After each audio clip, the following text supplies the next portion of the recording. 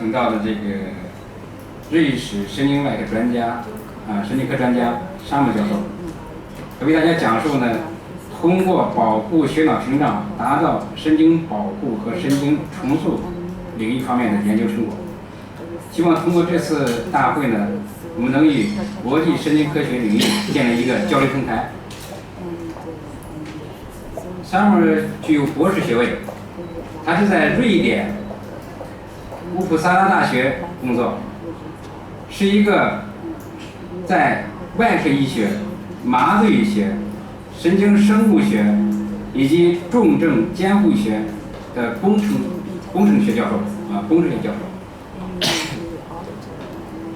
他研究的方向呢，包括中枢神经系统损伤和修复、神经解剖领域，以及血脑屏障有关的与血脑屏障有关的神经保护和神经再生。另外，他还研究采用这个纳米技术，这个研究神经退行性疾病的神经保护作用，这个神经退行性疾病的神经保护作用。目前呢，他正在研究的是这个分子机制、血脑屏障通透性以及细胞在中枢神经损伤的作用。滥用药物、太诱导的神经毒性和中枢神经系统损伤。另外呢，还研究在神经营养因子对神经再生的保护作用。这个稿子呢，是因为他们这个写的，我改这个也是不是太通顺但是我也改了点，所以他们翻译过来，当然不怎么看，念的可能也不是特别顺。就主要它这个神经保护它是神经保护作用。他这次讲的呢，也是咱们这个关于神经内外科有关的相关的一些这个分子机制给血脑屏障保护作用。希望这个通过这次会议大家给这个交流交流，有什么咱们这方面需要了解的情况，可以在这个通过Sharma教授给咱们讲课，咱们才能得到一些益处下面咱们以热烈掌声欢迎Sharma教授给咱们讲学。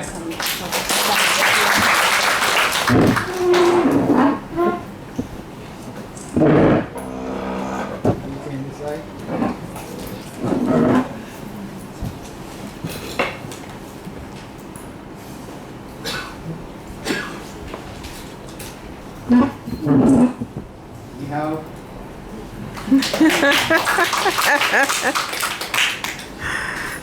First, I am deeply grateful to be here, and this is my honor to share some of our results with you. And it is always a great pleasure for us to be in China and especially in Shijiazhuang.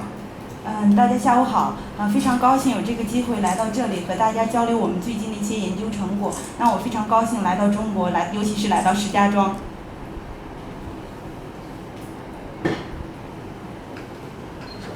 I will talk about in the brain, and my research is focused on blood-brain and blood-spinal cord barrier, because this is one of the basic aspect of any neurological diseases that neurologists and neurosurgeons are facing today. 我主要今天它的题目呢是脑核素对在这个创伤性中枢神经系统损伤的神经保护作用。它的研究方向主要是血脑屏障和血脊髓屏障。因为呢这个是神经外科和神经内科疾病的一个基础。As we know that in all healthy situations, this barrier is quite normal, but in all neurological diseases, this barrier is broken down to large molecules, for example, proteins. 因为在这个血脑屏障和血脊髓屏障情况，在正常情况下呢，它是在生理情况下它是正常的，但在疾病状态下它是有渗出增加的。When we talk about neurological disease, we must understand that in our body there are numerous chemicals and factors.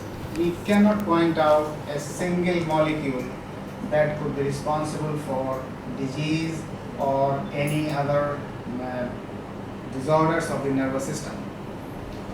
在中枢神经系统损伤和修复方面呢，没有一个单一的化学成分或者是因子呢是能够解释，能够是无法实现这种中枢神经损伤的修复的。Therefore, we must understand that we should keep a balance, because whenever there is an injury to the brain, there are lots of neurochemicals are released. Some are released for good and some are for bad. But over the period, the balance is altered. That leads to disease. And our job is try to use drugs or try to use any other methods to restore the balance. That's why we can have neuro repair or even neuro regeneration. 在神经系统损伤或者是手术的情况下，神经系统损伤情况下呢，它能释放大量的化学成分。这种化学成分有些是保护作用的，有些是有损伤作用的。我们的研究任务呢，主要是利用药物或者一些方法呢，使它们在它们之间找到一种平衡或者是相互作用。The other important thing is that any kind of insults to the brain like trauma, anoxia, ischemia, irradiation, hyperthermia, all can produce profound cellular stress. 在中枢神经系统损伤和修复方面呢，它的机制呢是一个是创伤、缺氧、缺血、辐射，还有一个高温，这样的话能够诱导着大量的细胞的应激状态。And this stress is also associated with release of many neurochemicals and probably lead to breakdown of the blood-brain barrier. 在这种应激状态下呢，能够诱导能够产生大量的神经化学物质，引起的这个 BBB， 也就是血脑屏障的破坏。And when this barrier is broken down, cell injury and cell death may result. 从而诱导细胞损伤和细胞的死亡。So we are working on neuroprotective strategies in different kinds of central nervous system injuries, because the question is that the CNS injuries can occur in normal situations. It can also occur in cold environment. It can also occur in mild environment, and also in the areas where there is severe pollution. People are breathing different kinds of nanoparticles. And we believe that all these different conditions, the pathophysiology of CNS injury is not same. 没有，我主要是因为根据它那个幻灯化这个神经保护机制呢，它是可用于多种神经损伤的。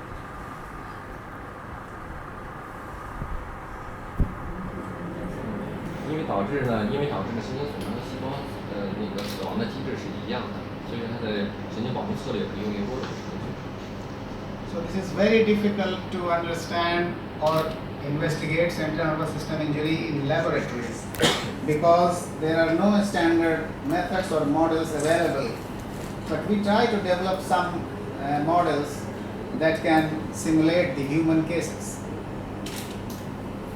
就是迄今为止还没有统一的标准呢，能够诱导和模拟就是中枢神经系统损伤，还有模拟呢临床的一个状态。我们设计了一些能够接近临床症状的一些动物模型。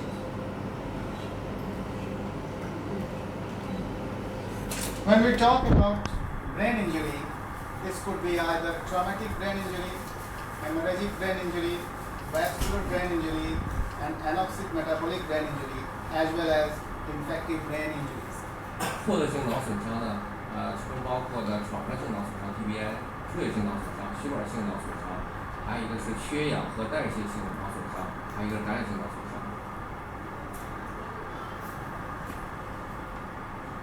And each injury factors could be different, therefore we have to treat them in special way. Here I am talking about post-head injury behavior. There are different factors that account, and also, as you can see, that even alcohol, substance abuse, and other external factors can affect the outcome of brain injury. So the Simmons in 1937 said, it is not only the kind of injury that matters, but the kind of the head. As you can see, this mental constitution, family behavior. So at the time of injury, all these factors can affect the outcome of traumatic brain injuries. 有好多因素呢能够影响脑损伤后的这种预后。其中呢发病前的一种状态呢，包括心理素质、人格和那个反社会行为，再一个是酗酒和对药物的依赖，还有一个是家庭结构的一种和关系的一种改变，能够影响这个预后。Nowadays, our world is not very safe. There are several places we have war, conflict, violence, missile explosion. There are so many things going on around the world, and it creates head injury of different kinds. I just show you that firearms could be the highest number of cause creating brain injury, 39%, motor vehicle accident 34%, and falls 10%. There are also other ways, but these are the principal causes of traumatic brain injury to our patients at the moment. 大部分这个脑外伤的病者，其中的火器伤占39%，交通事故占34%，坠落伤占10%，其他占17%。As you can see, this is a very old picture, 1848, when this blood was penetrated into the human skull. At that time, it is very difficult to treat this man. 这是个严重的脑外伤病人，这是1848年的一个交通，是一个铁路工人，是美国的一个铁路工人，其中一个是钢筋从头部贯通伤，这是很难对脑外科是很难治。The history of brain injury is very old, so this is the drawing from 1862 that in a soldier that he has head injury and still its symptoms are increasing. 这幅图片呢是显示这个病人呢是1862年9月17号安提纳姆战争，这是美国内战非常著名的这一天，这个非常著名的一场战争。它这战争呢是相当于日军死亡人数是最多的。这个战士呢有一个枪伤，还有一个头皮这个损伤。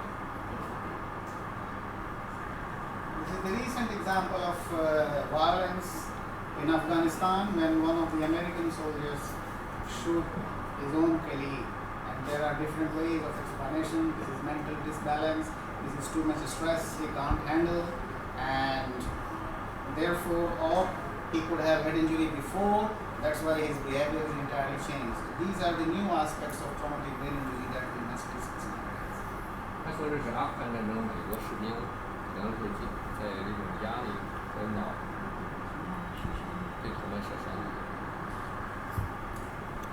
And you know that this is the human brain, and you know much better than me that there are different areas responsible for different functions. I'm not going to read all these things, but you are very well aware. So the point is that if injury occurs in a particular area, all those functions are lost, and it is very difficult to revive them. 我们知道这个图片显示不同的区域代表不同的功能，损伤以后很难再恢复，功能很难再恢复。This is a cartoon drawn to show you that different kinds of, this is focal brain injury, this is polar, secondary here to the brainstem, and diffuse axonal injury can also take place after traumatic injury of various time interval. 这是一个卡通图片显示呢，第一幅图片上面呢是渠道性损伤，第二幅图片是在额肌和颈皮的损伤，下边左下呢是一个弥漫性轴的损伤，最后一个是气阀性的损伤。One of the major cause of head injury is missile injuries, and this is one of the earliest paper published from United States of America. 这篇文章呢，实际是它是同事是吧，在发表的一篇文章，这是前无比的一个火器伤，这个题目是前无比火器伤。And after injury, you mean if there is injury to this brainstem area, this is very difficult. And after that, you know that it comes to vegetative state, and much more deeper injury to the brainstem can cause immediate death. So these are some examples how injury can damaging the brain and also the patient. 我们现在看的有不同的损伤，第一个呢有正常意识状态下呢是上行的机动系统呢是损伤，右上角呢是一个植物生存状态，是个皮层损伤，上行的网状机动系统呢它是正常的。第左下呢是一个闭锁中风征，是脑干基底部的一个损伤，右下边呢是脑死亡，也就是永久性的一个脑干受损。And I will also speak about spinal cord injury, and there are different kinds of models. I will introduce you to our own model. 下面呢就关于脊髓损伤有许多模型，大致分3种类型。第一种呢是横断损伤，第二种呢是一个挤压伤，第三是一种挫伤。我现在主要给大家介绍这几种模型。When I am telling you here that the mode of injury to the brain is very important in inducing pathophysiology, because if the skull is open after injury, like stab wound or any kinds of bullet injury, then the pathophysiology will be different. If the skull is not open and it's just a concussive injury, then the pathophysiology will be entirely different. And obviously, in both the cases, the brain temperature and body temperature as well as anesthetics can affect the final pathophysiology. 他说这个有好多因素能够影响这转移性脑损伤，和病理生理的改变。其中呢，如果受到枪伤的情况下，部类的话，那是开放性脑损伤，还有一种是闭合性的脑损伤。这2种损伤呢，其中呢包括脑内的温度和体温，还有是麻醉剂呢，都可以影响这些的因素，都可以影响脑损伤。So therefore, we need a drug or compound that is not making only one type of effect, but it should have a multimodal effect. It could be an intelligent composition of different kinds of factors so that it can take care of different aspects of brain injury. And cerebrolysin could be one of them, and because this is a mixture of neurotrophic factor and peptides, both neuroprotective and neurorestorative effects, and enhancing natural defense system, and therefore it also protects the barrier, inhibit neuronal cell apoptosis and necrosis. And remodeling of neurovascular unit is also important because it can help angiogenesis, neurogenesis, oligogenesis and neuroplasticity. 脑活素也就是史不善，是以前的老药，它呢是主要是一种类神经营养因子的一种混合多肽，它具有神经保护和神经功能恢复的一个作用。这种作用呢是通过呢增强自身的防御来实现的，其中包括呢保护呢脑屏障血脑屏障，抑制呢神经元的凋亡和坏死，再一个呢重塑神经血管结构，其中包括呢血管形成，神经元形成，再一个是胶质期形成，还有一个神经重塑。So as you might be knowing that this cerebrolysin is an ampoule, and we have published a couple of papers in different kinds of brain injury and pathophysiology. So the method and effects are well established using this drug. 我们应用了脑活素呢，做了好多实验，发表了一些文章。So I will show you 2 different kinds of brain injury model. This is one model in which the skull was opened and a longitudinal incision was made on the cerebral cortex, not injuring hippocampus, and the other model that a weight of 114.6 grams was dropped over 20 centimeter, creating an impact of 0.224 Newton, and therefore it produces concussive brain injury. So there are two different models. 现在我来介绍创伤性这个脑损伤的模型，其中呢右侧呢是一个开放性颅脑损伤的一个动物模型，是怎么建立的？左侧呢是闭合性颅脑损伤的模型。右侧开放性颅脑损伤呢，它是在右侧底部呢做一个burr hole，钻孔以后做一个纵形的一个切口。右侧呢，左侧呢只是打开钻孔，没有硬膜和脑骨头受损伤。左侧呢是闭合性颅脑损伤呢，它是利用一个114.6克的一个铁柱，21米高坠落，造成了右侧的闭合性颅脑损伤。So the point is that this is closed head injury and it was done on right side, but you can see here that the left side is much more damaged. There is complete loss of neurons, sponginess and edema compared to the right side. So this is exactly the concussive injury. You hit your head on the right side, then the brain vibrates inside and it has a counter pull mechanism. So the left side is much more damaged than the right side if the injury is closed. There is no perforation from the skull.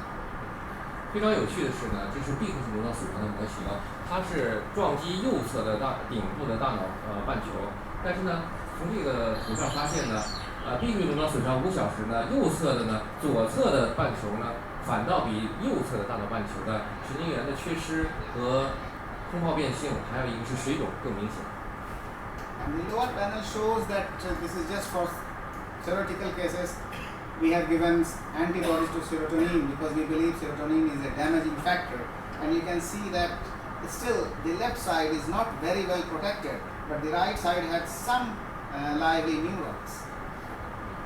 我们应用了5羟色胺的这个抗体以后，注射5羟色胺抗体以后呢，发现呢，都有所恢复，但是左侧的恢复的更明显一些，它的神经元恢复，还有包括它的水肿的改善程度。This is an example of open brain injury. The lesion is here, but you can see that Evans fluid is not only leaking to the other side, but it also leaking over the cerebellum. So a small lesion can create widespread damage. But here is the case when we have applied nitric oxide synthase antibodies over the cortex, and you can see that these two pictures are entirely different. The antibody has really protected the brain. You can see the lesion here within 5 hours. 左侧的呢是左上 A 呢是开放性颅脑损伤，伊维士兰，它这个血清蛋白的一个渗出，只在右侧损伤侧，但是呢它那个渗出到小脑半球。右侧呢是 B 呢是开放性颅脑损伤，它利用 NOS 就一氧化氮合酶的抗体以后呢，使它的这个伊维士兰的这个血清白蛋白呢渗出减少。这个C 呢是创伤性颅脑损伤5小时以后冠状切位看到了它的伊维士兰血清蛋白的渗出。And these changes occurring within 5 hours, very short period. It means traumatic injury is very dangerous. 5小时。Then we have studied our hypothesis that you have seen that nitric oxide synthase antibodies really protected the brain. Here you can see that one vessel and this lanthanum, it also protected the blood-brain barrier leakage. Here is the leakage of lanthanum where there are no treatments. And you can see that this microvessel, of course in untreated injured cases, there is much more damage and edema here. This is also on the other side. 这是开放性颅脑损伤和 NOS 和抗体以后呢，是电镜的这样一个改变。左上呢是开放性颅脑损伤5小时，它电镜上显示呢血管的皱缩，还有一个是它用一个标记是金属蓝，就是一个金字旁一个文字一个蓝，金属蓝的它一个聚集渗出，还有一个周围的细胞的血管周围细胞的水肿。右侧是用 NOS 抗体以后呢，它的血管呢会渗出减少，水肿减少，已经是一个放大的。So then we wanted to show you some examples of the spinal cord injury, and this is our model in which we make a unilateral lesion on the right dorsal horn of T10 and 11 segment, and we also record evoked potentials and see how pathology can progress. 现在我来介绍一下我们做的一个脊髓损伤的一个模型。我们测它这个脊髓诱发电位，脊髓诱发电位，我们是把一个电极插入它的一个腹侧角，也就是前角，以后呢，记录它的电极的变化，电位的变化。These are some of the examples I am showing. These are the papers from Annals of the New York Academy of Sciences. And you can see here that the open brain injury, left cortex, right cortex, and this is the leakage of Evans blue albumin. This is controlled after injury.